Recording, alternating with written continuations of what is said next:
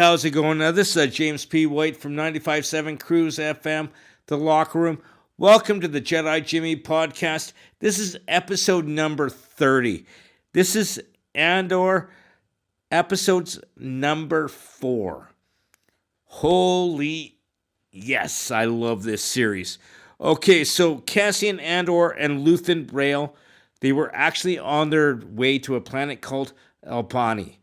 Now, Cassian, during this flight, talks about the Battle of Mimban, which was 5 years ago, and he was 16 years old.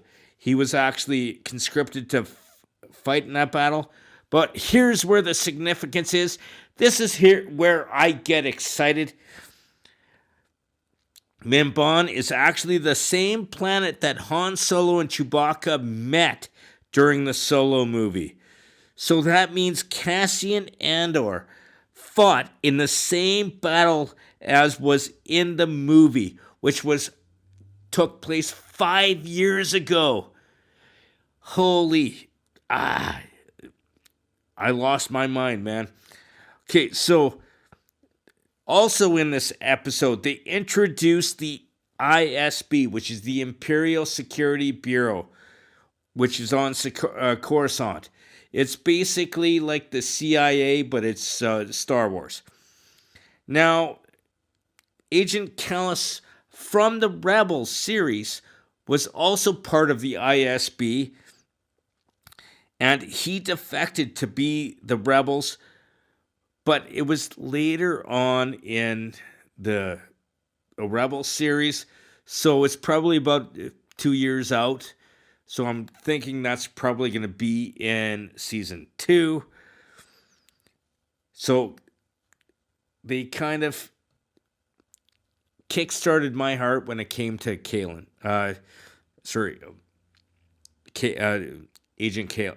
Kallus. Now, Coruscant is the capital of the Galactic Republic. We go there now. Now, Supervisor Deidre Miro, who is part of the ISB, she has the military rank of lieutenant.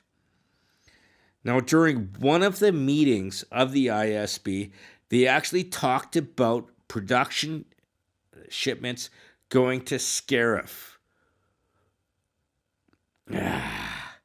So good. So Scarif is actually, during Rogue One, is where they actually go to get the plans for the Death Star.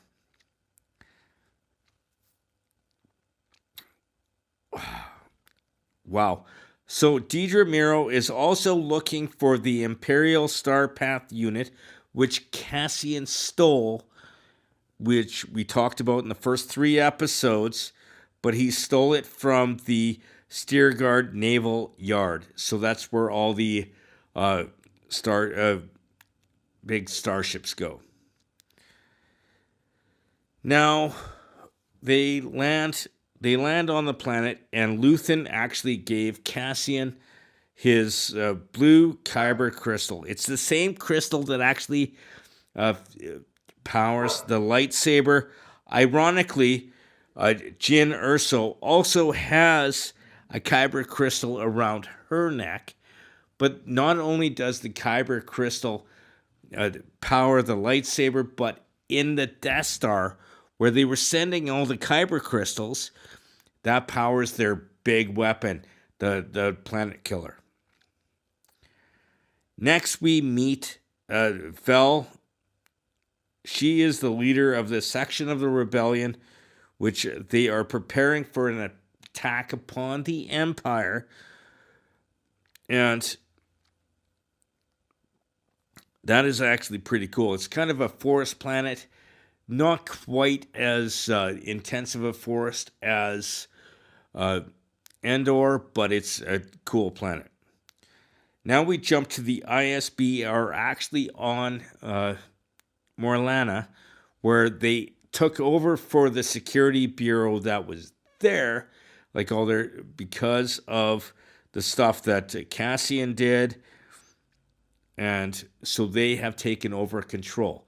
So this is kind of a precursor to what the Empire is going to do.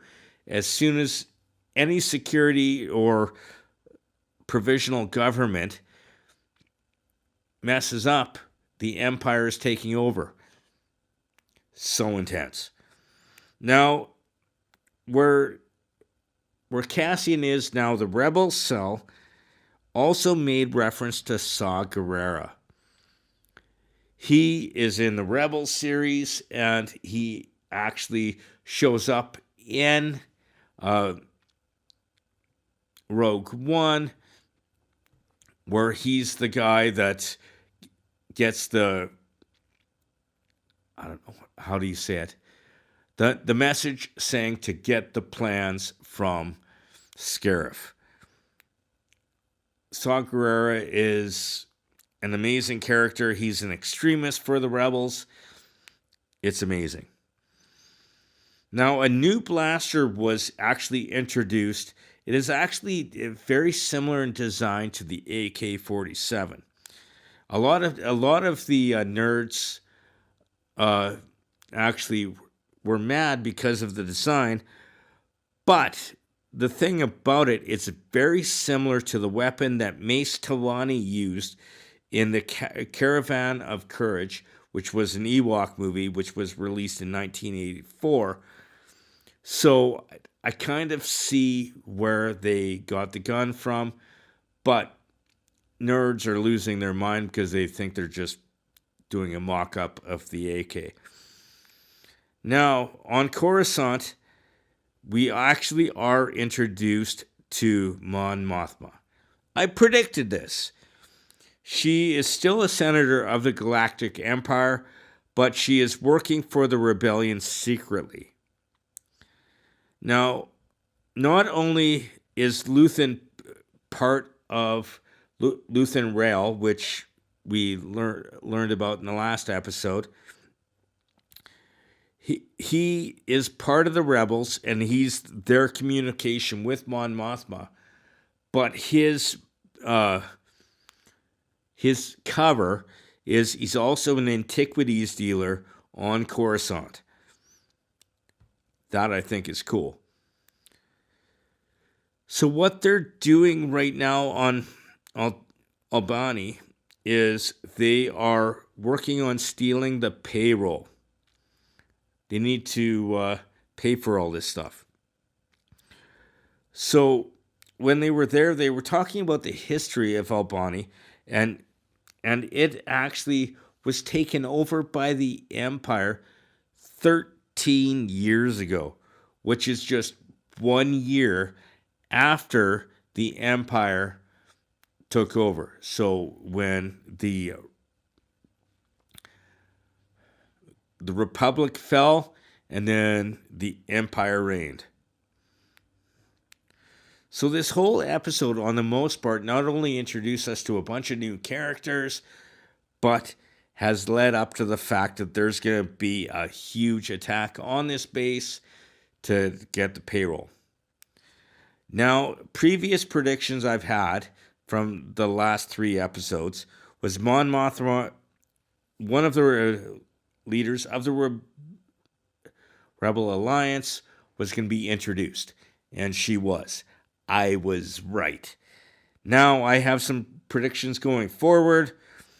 We could possibly see Lando Calrissian or the younger version of Han Solo and Chewbacca, which, again, I touched on earlier. The Solo movie is 5 years before this. And I know it might not be in this season, but it might be in the next season. Agent Kallus, who defects to the Rebels, will show up. I guarantee it. In closing, I need to thank you for joining me for this podcast and this episode. And next Thursday, I will actually be discussing the episode 5. But I need to thank my sponsors. First of all, I need to thank the Dean Blundell Network on DeanBlundell.com and my buddy Army Chris for Fire at Will Productions for helping me with this. Thank you so much. I look forward to seeing you next time. May the Force be with you. Always.